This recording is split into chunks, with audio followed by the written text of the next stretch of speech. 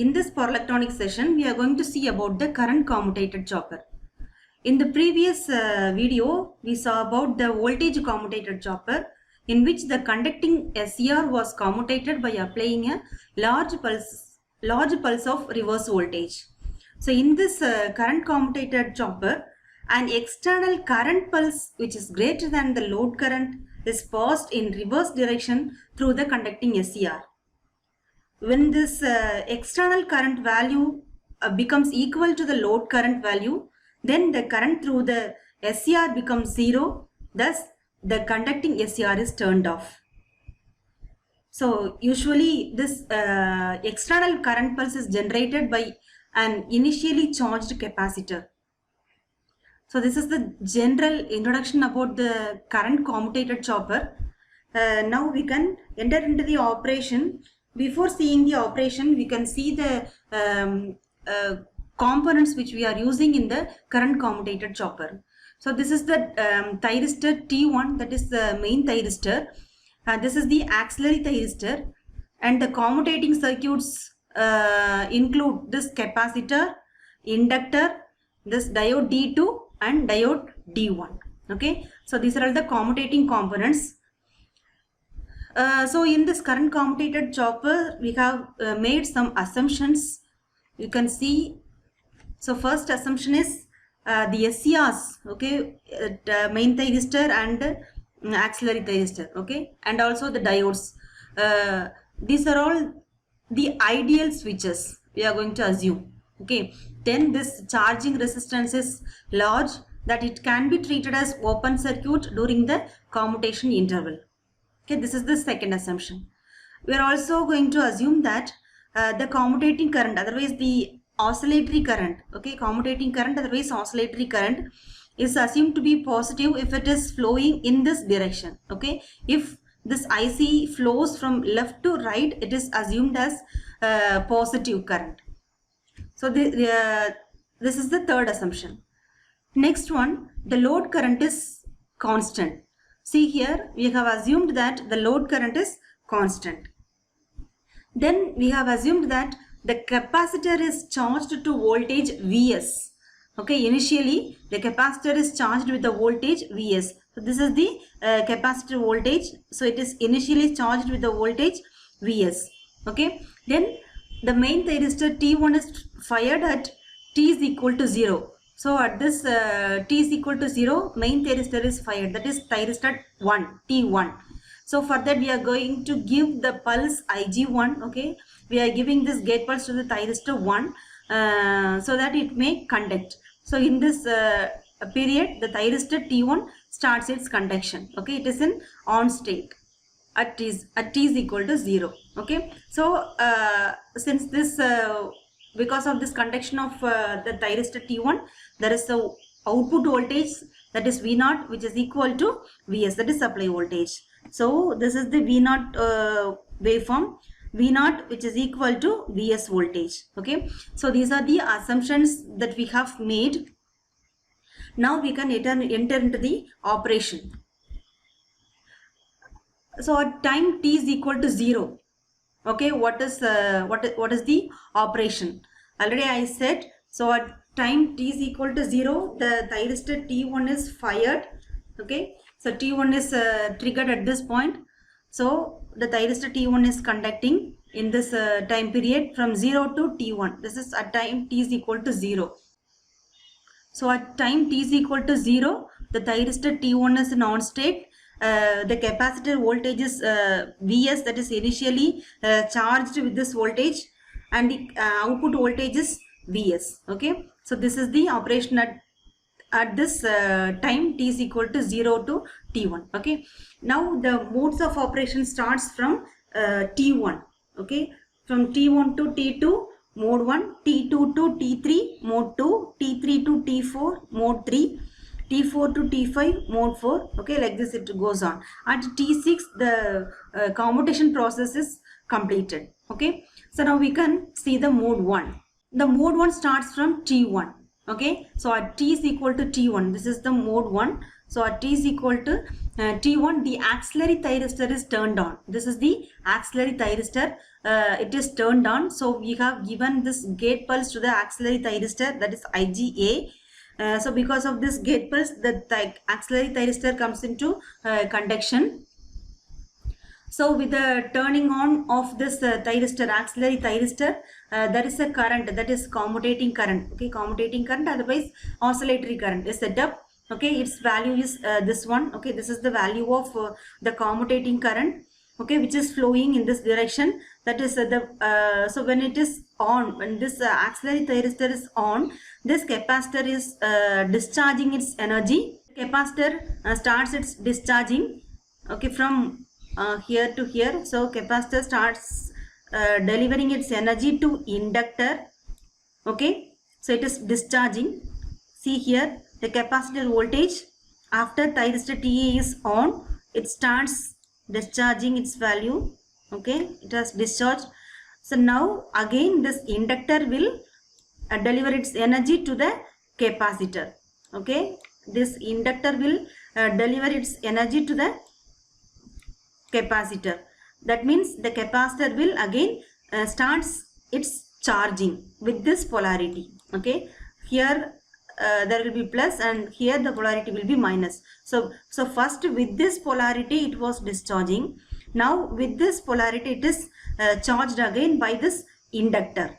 Okay, so it is again charged with the reverse polarity, that is minus Vs. Okay, so at this end of this mode 1, the voltage, capacitor voltage is minus Vs at this point. Okay, with this polarity it is charging again. So already we have assumed that the commutating current direction is this one. Okay, so in the first slide I showed you that if the commutating current flows from left to right, it is positive. Okay, now in this case the commutating current flows in the opposite direction to this assumed direction. Okay, so since this because of this reverse current, this TA will be naturally commutated. Okay, so it will be off, that is it will be open, the auxiliary thyristor will be off. Okay, so at this mode 1 there is no change in the thyristor 1. Okay, it is not affected, still it is in operation. Okay, so in the mode 1 thyristor 1 is in on only, and oscillatory current, otherwise commutating current is in reverse condition. Okay, I told you here. So assumed direction is from left to right, but the original the commutating current is now opposite to that. So the commutating current is negative, and the voltage, okay, the capacitor voltage, first it was discharging its energy, then it was charging its energy with the reverse voltage minus Vs. Okay, this is the minus Vs, and here also the output voltage is V0. Okay, so this is the mode 1.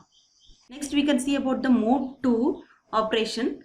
So as the auxiliary thyristor is reverse biased and turned off, okay, the oscillatory current, otherwise the commutating current, begins to flow through the capacitor, inductor and diode. Okay, here there was a diode. See this diagram, first diagram.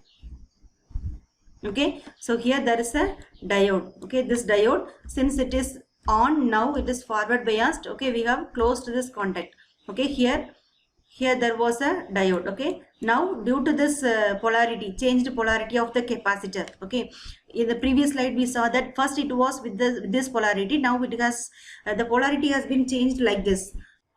So with this polarity. Okay, so due to this plus, okay, positive polarity, this diode will be forward biased. So the current will be, that is oscillatory current will be flowing through this, that is capacitor, inductor and this diode. Okay, then through this thyristor T1.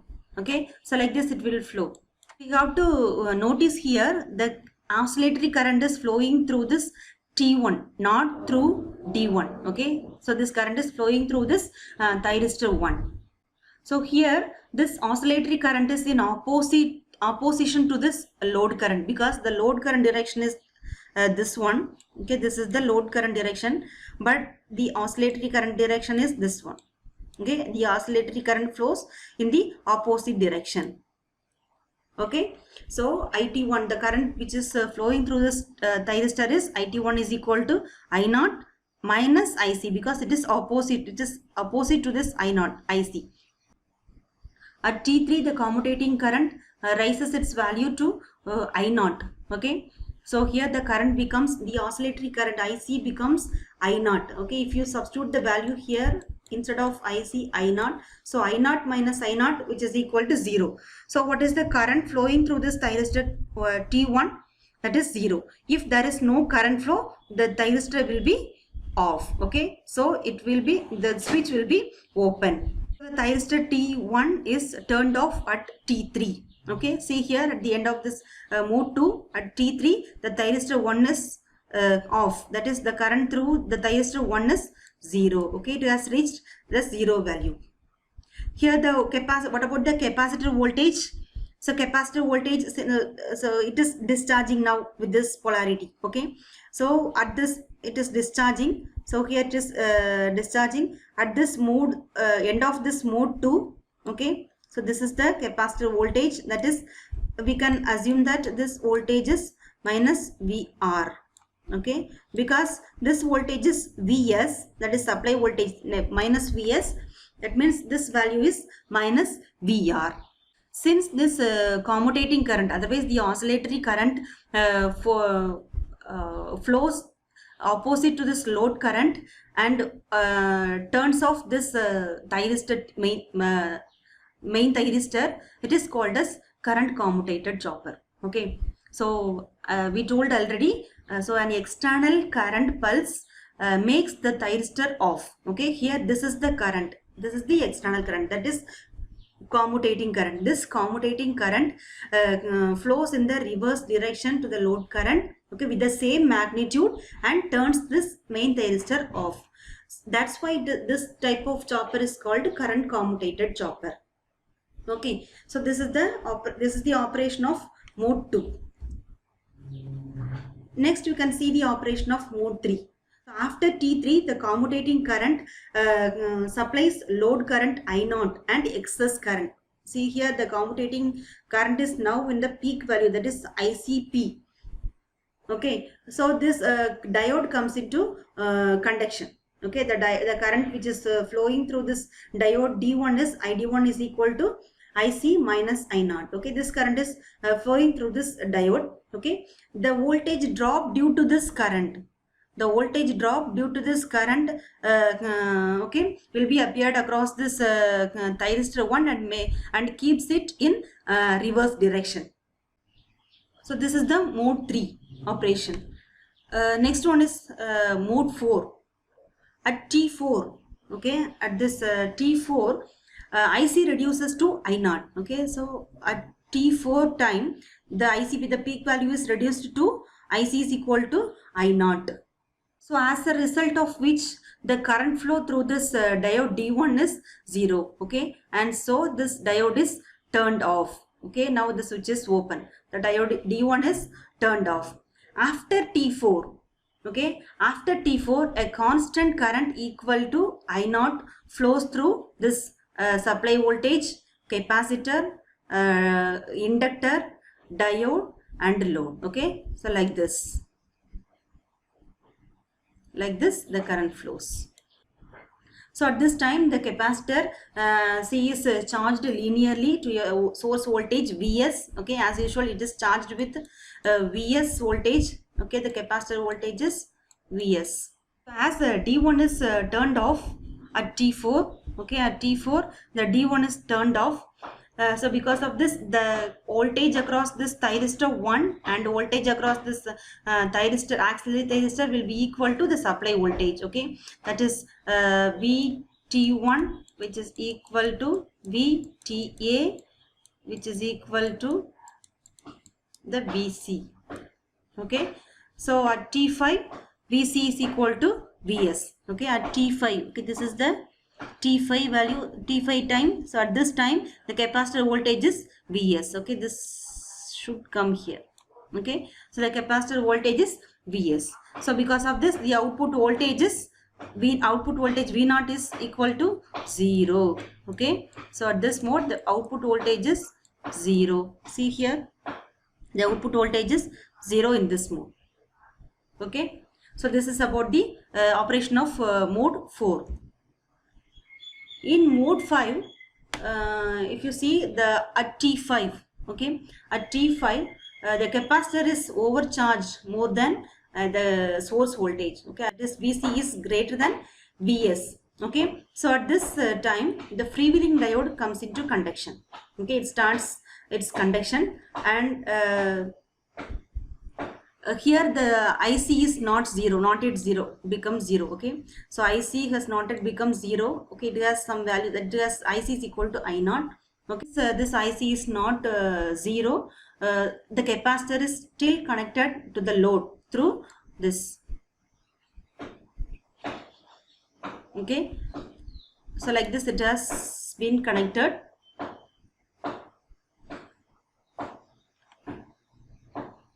At T6 this oscillatory current becomes 0. Okay, so it has reached the 0 value. At T6 it has reached the 0 value, that is the oscillatory current becomes 0. So at this time the commutation process is completed. So from this modes of operation we can conclude that an opposite current pulse, okay, then external opposite current pulse is injected through the SCR. Okay, through this SCR an external opposite current pulse is injected. Okay, because of this current, when this commutating current becomes equal to the load current, okay, this current through this thyristor becomes 0 and it is turned off. Okay, so since this external current, that is IC, turns off this thyristor T1, this type of commutation is called as current commutation. The chopper which is used this current commutation is called as current commutated chopper. Okay, so this is about the operation of the current commutated chopper. This is the inductor and capacitor design value. Okay, so by using this design we can choose the inductor and capacitor value. So what are the merits of this current commutated chopper? Okay, so this commutation is reliable as long as the load current, that is I0, okay, which is less than the peak commutating current ICP. Okay, as long as I0 is less than ICP, this commutation process is reliable. Next one, the capacitor is always charged with the correct polarity. Okay, then the auxiliary thyristor, that is TA, is naturally commutated. Okay, as its commutating current passes through the auxiliary thyristor becomes 0. Okay, naturally commutation. So these are the merits of this current commutation chopper. So that's all about the current commutated chopper. Thank you.